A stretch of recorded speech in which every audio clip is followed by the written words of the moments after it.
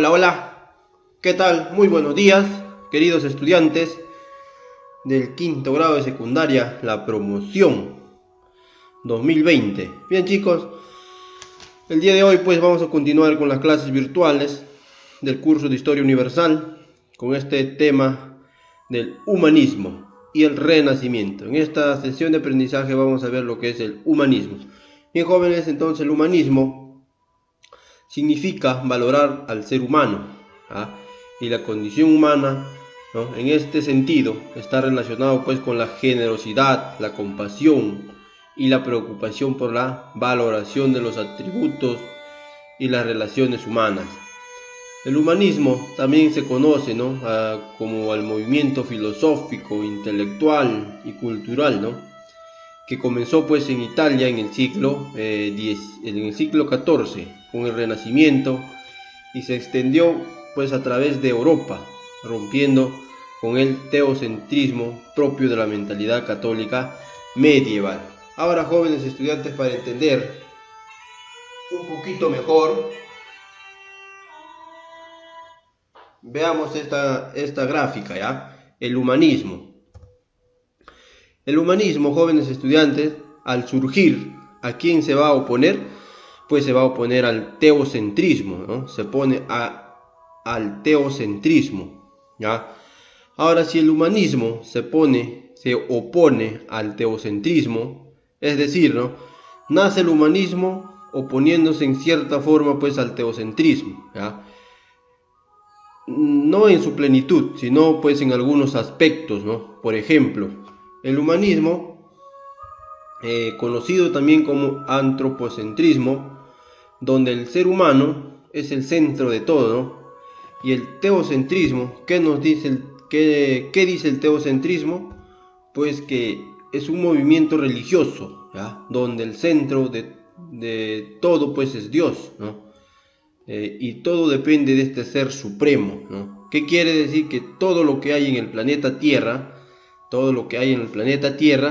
viene de Dios, ¿no? Eso dice el teocentrismo. Pero cuando aparece el humanismo, jóvenes estudiantes, cuando aparece el humanismo en Italia en el siglo XIV, le va a dar más importancia al ser humano, ¿no? Esto es cierto, todo lo que ocurre pues en el planeta Tierra, ¿no? Nada lo ha hecho Dios, ¿no? Es una idea, lo que te hace creer, ¿no? Que según la Biblia, según la Escritura, que Dios ha creado los suelos y la tierra. Eso solo es una idea, ¿ya? Pero eso se llama idealismo espiritualista, ¿no? Pero por ciencia, por comprobación científica, jamás se va a probar, ¿no? Que eso existía. Solo por eso se dice que el humanismo, jóvenes estudiantes, surgen pues en función a esto, ¿no? Toda vez que el ser humano es el foco principal, es el hacedor de todas las cosas que ocurre pues en el planeta Tierra, ¿no? Siempre respetando que los demás sucesos, ¿no? Los sucesos o fenómenos naturales o acontecimientos naturales ocurridos pues por la propia evolución de la Tierra, ¿no? Pero todo lo demás, jóvenes estudiantes, lo hace el ser humano. Es una contraposición, ¿no? Del humanismo contra el teocentrismo. Ahora, jóvenes, vamos a ver lo que es el origen del humanismo, ¿ya? A mediados del siglo XIV, el ser humano cuestionó el teocentrismo, ¿no? Ya hemos visto qué es el teocentrismo, para centrarse pues en sí mismo, ¿no? Es decir, el ser humano es el que hace todo, ¿no? El ser humano es lo que hace todo. Y de esta forma, jóvenes estudiantes, nació pues el humanismo en Italia. Florencia fue la cuna del humanismo. ¿Cuál fue la cuna del humanismo? Florencia, que fue una ciudad italiana, que junto al Renacimiento traerían pues nuevos pensadores, nuevos filósofos, nuevos artistas, ¿ya? Ahora veamos las características del humanismo. En el transcurso del siglo XIV al siglo XV, estamos hablando a comienzos de la Edad Moderna, se pasa pues de una mentalidad basada en la fe, conocimiento revelado, a una nueva mentalidad, ¿no? Basada pues en la razón, en la experiencia y en la observación, ¿no? La base del conocimiento, que es la base del conocimiento empírico, ¿no? De ahí vienen más, ¿no? O sea, la ciencia va a ir aumentando su mentalidad, ¿no? Por ejemplo, dice acá, ¿no? El uso de la razón, la experiencia y la observación, ¿no? Son pues bases del conocimiento empírico. Después, muchachos, pues vendrá el conocimiento científico, ¿no? Con otros pasos más, ya incluirán pues el análisis, la hipótesis, ¿no? Pruebas y la generación de la verdad o falsedad de las cosas, porque no todo lo que se dice es verdadero, jóvenes, ¿ah? Y toda verdad, y no toda verdad es duradera. Hay verdades, muchachos, que van a ir pues cambiando en función al avance de la ciencia, ¿no? Por ejemplo, antes se pensaba que la Tierra era cuadrada, se pensaba que era cuadrada y plana. Y justamente la iglesia, el teocentrismo, aceptaba, ¿no? Esa idea, que la Tierra era plana y cuadrada. Y que si alguien o alguna persona se atrevía a cambiar este conocimiento, pues era un hereje, ¿no? O era una persona no grata, perseguida y hasta quemada, ¿no? Por eso es que la ciencia con el teocentrismo se adormece, ¿no? Por temor, ¿ya? Aquellos que pretendían pues hacer nuevos conocimientos basados en la comprobación científica eran castigados por la iglesia, ¿ya? Por esa razón, jóvenes estudiantes, no todas las cosas, verdades que existen hoy en día, ¿no? Van a ser pues verdades, ¿no? Para toda una vida, ¿ya? Entonces el hombre, joven estudiante, se ve como un ser superior a toda la creación, ¿no? El hombre se ve como un ser superior a toda la creación. Somos superiores a la creación. Antropocentrismo, ¿no? Tiene la capacidad de pensar y comprender las cosas y por ello intenta imitar la obra del creador, ¿no? La obra del creador y busca la perfección en todo lo que hace. Ahora, jóvenes, veamos lo que es el tiempo, ¿no? El tiempo de desarrollo del humanismo. El humanismo, basado pues en jóvenes estudiantes, se ha desarrollado basado sobre todo en el pensamiento, la filosofía y la enseñanza. Tomó como modelo, ¿no? Y fuente de inspiración la antigüedad clásica greco-latina, ¿ya?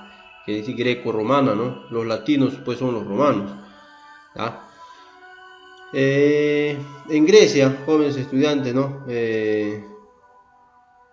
O sea, es decir, el humanismo ha tomado como ejemplo lo que ha ocurrido pues en Grecia, lo que ha ocurrido en Roma, ¿no? Su desarrollo tuvo lugar, muchachos, en el siglo XV y se expandió pues por Europa en el siglo XVI, ¿ya? Su tiempo de desarrollo pues fue en el siglo XV y el siglo XVI. Ahora veamos, chicos, qué es la Academia Florentina. La Academia Platónica, llamada también Academia Platónica Florentina, fue una institución humanista fundada en 1459 por Mecenas Cosme de Médicis.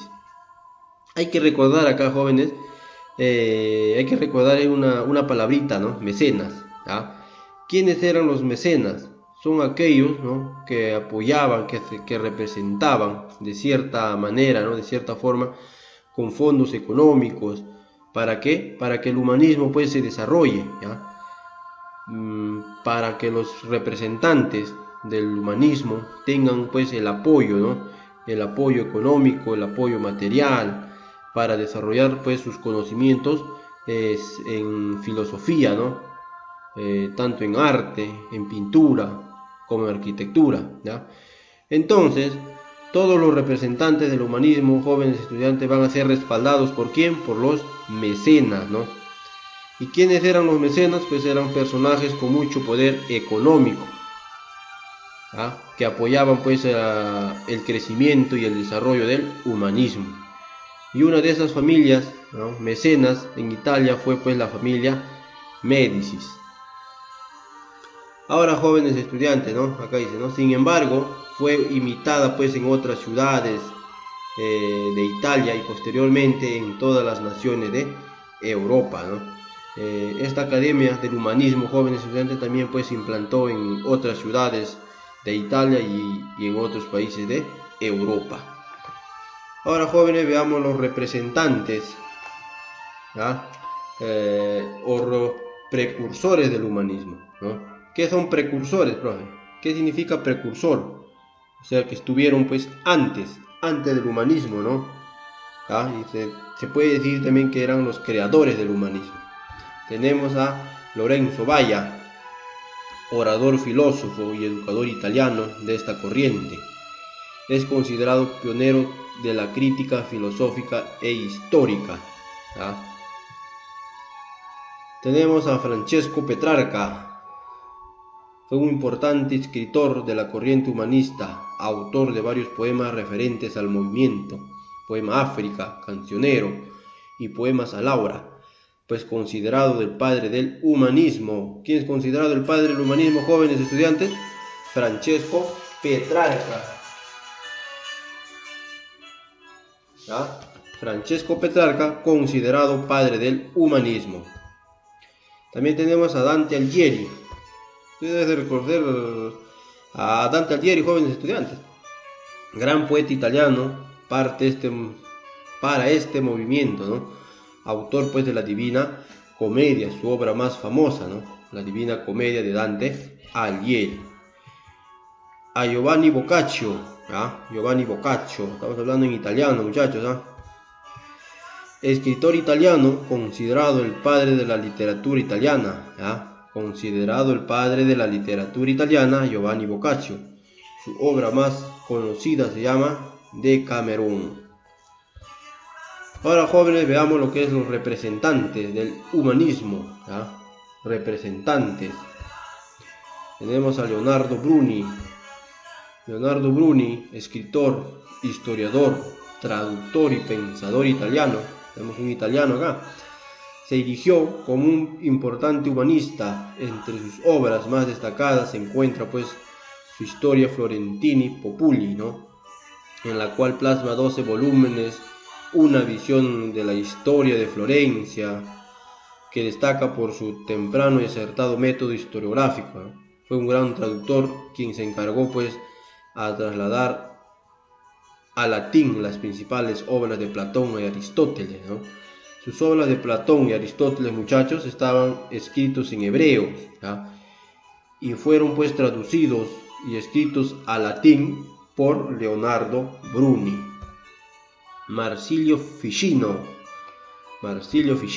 otro de los grandes representantes del humanismo occidental, sacerdote católico, ¿no? A pesar, jóvenes estudiantes, de ser sacerdote, ¿no? Marsilio Ficino, aún como sacerdote, también pensaba en el ser humano, ¿no? Es de mucha importancia, ¿no? En su desarrollo, ¿no?